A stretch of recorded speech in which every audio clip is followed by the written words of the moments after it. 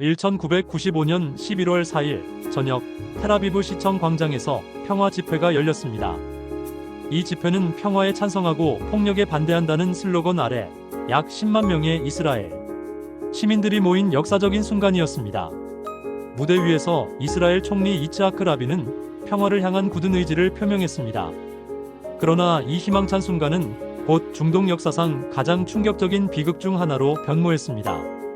집회를 마치고 차량으로 향하던 라빈 총리는 자신의 나라 청년 이갈 아미르가 발사한 총탄에 맞아 쓰러졌습니다.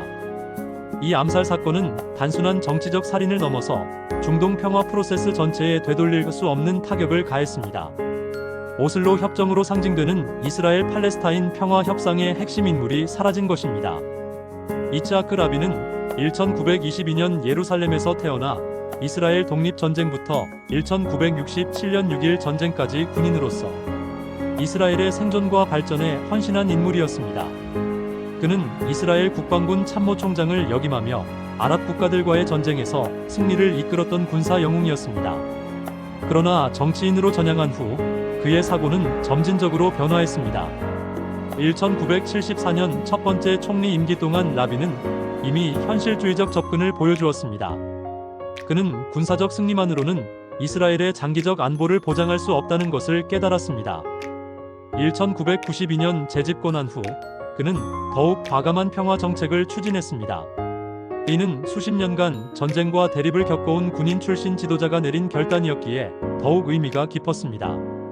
라빈의 평화에 대한 철학은 우리가 사랑하는 땅에서 우리가 미워하는 사람들과 함께 살아야 한다는 그의 유명한 말에 잘 드러납니다. 그는 이스라엘의 안보가 무력만으로는 달성될 수 없으며 팔레스타인과의 공존이 불가피하다고 판단했습니다. 1993년 9월 13일 워싱턴 DC 백악관 남쪽 정원에서 역사적인 순간이 연출되었습니다. 이츠하크 라빈 총리와 팔레스타인 해방기구 의장 야세르 아라파트가 빌 클린턴 미국 대통령이 지켜보는 가운데 오슬로 협정에 서명한 것입니다. 이 협정은 노르웨이 오슬로에서 비밀리에 진행된 협상의 결과물이었습니다. 오슬로 협정의 핵심 내용은 상호 인정과 단계적 평화 구축이었습니다. 이스라엘은 피에로를 팔레스타인 인민의 대표로 인정하고 피에로는 이스라엘의 생존권을 인정했습니다. 협정은 웨스트뱅크와 가자지구에서 이스라엘군의 단계적 철수와 팔레스타인 자치정부의 설립을 규정했습니다. 이는 1948년 이스라엘 건국 이후 처음으로 양측이 평화적 공존의 가능성을 공식적으로 인정한 순간이었습니다. 협정 서명 후 라빈과 아라파트의 악수는 전 세계에 강력한 메시지를 전달했습니다. 수십 년간 서로를 적으로 여겨온 두 지도자가 평화를 위해 손을 맞잡은 것입니다. 라빈은 이 순간을 충분히 눈물이라는 말로 표현했습니다. 그의 이 발언은 더 이상의 유혈 사태를 원하지 않는 절실한 평화 의지를 보여주었습니다. 그러나 오슬로 협정은 이스라엘 내부에서 극심한 반발을 불러일으켰습니다. 특히 종교적 시온주의자들과 우파 정치인들은 이 협정을 조국에 대한 배신으로 규정했습니다. 이들은 하나님이 약속하신 땅을 아랍인들에게 넘겨주는 것은 종교적으로나 역사적으로 용납할 수 없다고 주장했습니다. 리쿠드당을 비롯한 우파 정당들은 라빈 정부에 대한 거센 비판 캠페인을 벌였습니다. 베냐민 네타냐후를 비롯한 우파 정치인들은 라빈을 테러리스트와 협상하는 배신자로 규정했습니다. 극우 랍비들은 라빈에 대해 로데프 유대인 공동체를 위험에 빠뜨리는 자라는 종교적 저주를 선언하기도 했습니다. 정착촌 주민들의 반발은 더욱 격렬했습니다. 웨스트뱅크와 가자지구에 거주하는 유대인 정착민들은 자신들의 터전을 포기하라는 것으로 받아들였습니다. 이들은 대규모 시위를 벌이며 정부 정책에 저항했습니다. 오슬로 협정 체결 후에도 중동 지역의 폭력은 계속되었습니다. 평화 프로세스에 반대하는 팔레스타인 극단주의 조직들은 이스라엘 민간인을 대상으로 한 테러 공격을 감행했습니다. 하마스와 이슬람 지하드 같은 조직들은 자살 폭탄 테러를 통해 평화 협상을 방해하려 했습니다. 1994년과 1995년 사이 이스라엘에서 발생한 일련의 테러 공격들은 이스라엘 국민들의 평화에 대한 신뢰를 크게 훼손했습니다. 버스 폭탄 테러, 카페 폭탄 테러 등으로 수많은 무고한 시민들이 희생되었습니다. 동시에 유대인 극단주의자들의 폭력도 증가했습니다. 1994년 2월 25일 미국 태생의 유대인 정창민, 바루흐 골드슈타인이 헤브론의 이브라임 모스크에서 29명의 팔레스타인 민간인을 살해하는 참극을 벌였습니다. 이츠하크 라빈을 암살한 이갈 아미르는 1970년 텔아비브 근처의 헤르젤리아에서 태어났습니다. 그는 경건한 정교회 유대인 가정에서 자랐으며 예시바 유대교 신학교에서 교육받았습니다. 바르일란 대학교에서 법학과 유대학을 공부한 그는 겉으로는 평범한 청년이었습니다. 그러나 아미르는 점진적으로 극단주의적 사고에 빠져들었습니다. 그는 오슬로 협정을 유대 민족과 하나님에 대한 배신으로 여겼습니다. 그의 사고는 종교적 민족주의와 극단적 메시아주의가 결합된 형태였습니다. 아미르는 라빈 총리가 로데프 유대인 공동체를 위험에 빠뜨리는 자에 해당한다고 판단했고, 따라서 그를 제거하는 것이 종교적 의무라고 믿었습니다. 아미르의 극단주의는 혼자만의 것이 아니었습니다.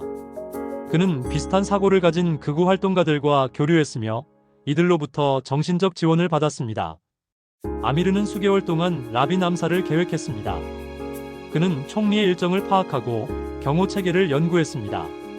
1995년 11월 4일 저녁 텔아비브 시청 광장에서 평화에 찬성하고 폭력에 반대한다는 슬로건 아래 대규모 평화 집회가 열렸습니다. 약 10만 명의 이스라엘 시민들이 참석한 이 집회는 평화 프로세스에 대한 지지를 표명하는 역사적인 순간이었습니다. 라빈 총리는 이 집회에서 평화를 향한 굳은 의지를 재확인했습니다. 집회에서 라빈은 감동적인 연설을 했습니다. 평화를 위해서는 용기가 필요하다. 테러와 폭력에 굴복하지 않겠다고 선언한 그는 평화 프로세스를 계속 추진할 것임을 명확히 했습니다. 그의 연설은 참석자들에게 큰 감동을 주었고 평화에 대한 희망을 새롭게 불러일으켰습니다. 집회를 마친 후 라빈은 부인 레아 라빈과 함께 차량으로 향했습니다. 오후 9시 30분경 그들이 차량에 도착했을 때 이갈 아미르가 접근했습니다. 아미르는 경호원들의 틈을 뚫고 라빈에게 다가가 등 뒤에서 3발의 총탄을 발사했습니다. 라빈은 즉시 쓰러졌고 응급처치를 받으며 이치로프 병원으로 후송되었습니다. 병원에서 의료진은 라빈을 살리기 위해 최선을 다했지만 총상이 너무 심각했습니다. 오후 11시 15분 이츠하크 라빈은 73세의 나이로 숨을 거두었습니다. 그의 죽음은 이스라엘과 전 세계에 큰 충격을 주었습니다. 평화를 위해 헌신한 지도자가 자신의 국민에게 암살당한 비극적인 순간이었습니다. 라빈 총리의 암살 소식은 전 세계에 충격을 주었습니다. 이스라엘 국민들은 믿을 수 없다는 반응을 보였습니다. 자국의 총리가 자국민에게 암살당한다는 것은 이스라엘 역사상 전례가 없는 일이었습니다. 텔아비브 광장에는 수십만 명의 시민들이 모여 라빈을 추모했습니다. 빌 클린턴 미국 대통령은 평화의 전사를 이뤘다며 깊은 애도를 표했습니다. 전 세계 지도자들이 라빈의 죽음을 애도하며 평화 프로세스의 지속을 촉구했습니다. 라빈의 장례식은 1995년 11월 6일 예루살렘에서 거행되었습니다. 80여 개국의 지도자들이 참석한 이 장례식은 라빈의 국제적 위상을 보여주었습니다. 빌 클린턴 대통령, 보리스 옐친 러시아 대통령, 자크 시라크 프랑스 대통령 등이 참석했습니다. 특히 호스니 무바라크와 후세인 국왕의 참석은 아랍 지도자들의 라빈에 대한 존경을 나타냈습니다. 장례식에서 라빈의 손녀 노아 벤 아르찌 펠루소프가 읽은 추도문은 많은 사람들에게 감동을 주었습니다. 할아버지, 당신은 평화의 전사였습니다. 이제 당신은 진정한 평화를 찾으셨습니다. 라는 그녀의 말은 라빈의 평화에 대한 염원을 잘 보여주었습니다. 라빈의 암살은 이스라엘 정치에 지각 변동을 일으켰습니다. 시몬 페레스가 총리직을 승계했지만 그는 라빈만큼의 군사적 권위나 국민적 신뢰를 갖지 못했습니다. 평화 프로세스는 계속되었지만 추진력을 잃었습니다.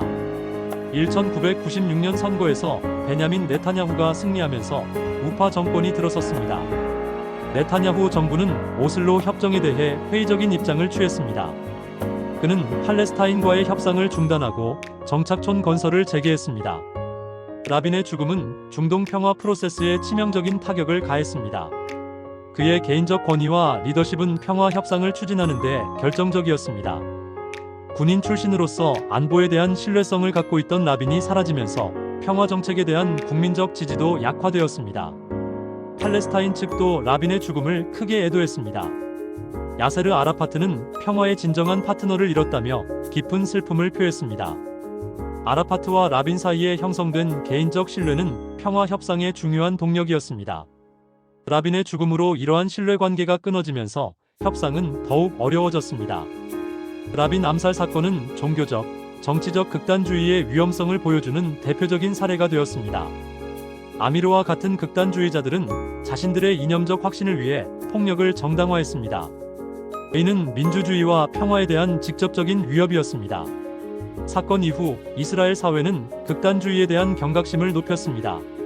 정부는 극단주의 조직들에 대한 감시를 강화했고 정치적 선동을 자제하는 분위기가 형성되었습니다. 그러나 이러한 노력에도 불구하고 극단주의는 완전히 사라지지 않았습니다. 이츠하크 라빈은 죽음으로써 평화의 순교자가 되었습니다. 그의 죽음은 평화의 소중함과 극단주의의 위험성을 동시에 보여주었습니다. 매년 11월 4일 이스라엘에서는 라빈을 추모하는 집회가 열립니다.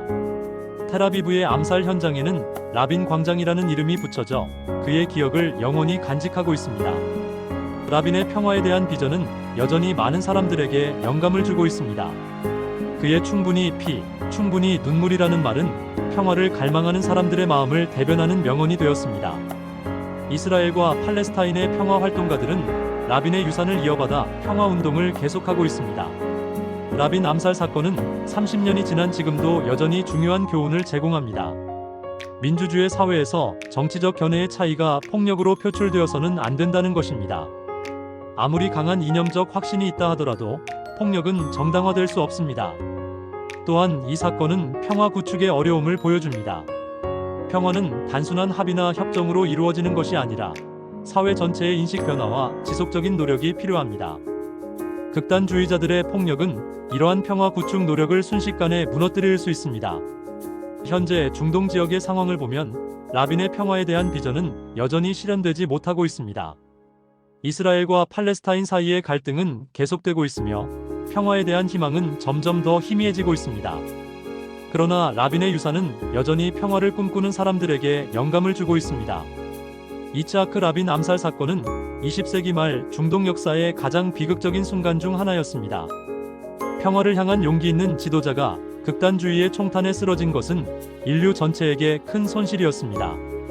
그의 죽음은 평화 프로세스에 치명적인 타격을 가했으며 중동 지역의 갈등을 더욱 복잡하게 만들었습니다. 그러나 라빈의 유산은 여전히 살아있습니다. 그의 평화에 대한 비전과 용기는 계속해서 많은 사람들에게 영감을 주고 있습니다. 그가 꿈꾸었던 이스라엘과 팔레스타인의 평화로운 공존은 여전히 실현되지 못했지만 그의 정신은 평화를 추구하는 모든 사람들의 마음속에 살아있습니다. 라빈의 죽음이 우리에게 주는 가장 중요한 교훈은 평화가 얼마나 소중하고 연약한 것인지, 그리고 극단주의가 얼마나 위험한 것인지를 깨닫는 것입니다. 평화는 단순한 이상이 아니라 모든 사람이 함께 노력해야 할 현실적 과제입니다. 라빈의 희생이 헛되지 않도록 우리는 평화를 향한 불굴의 의지를 계속 이어나가야 합니다.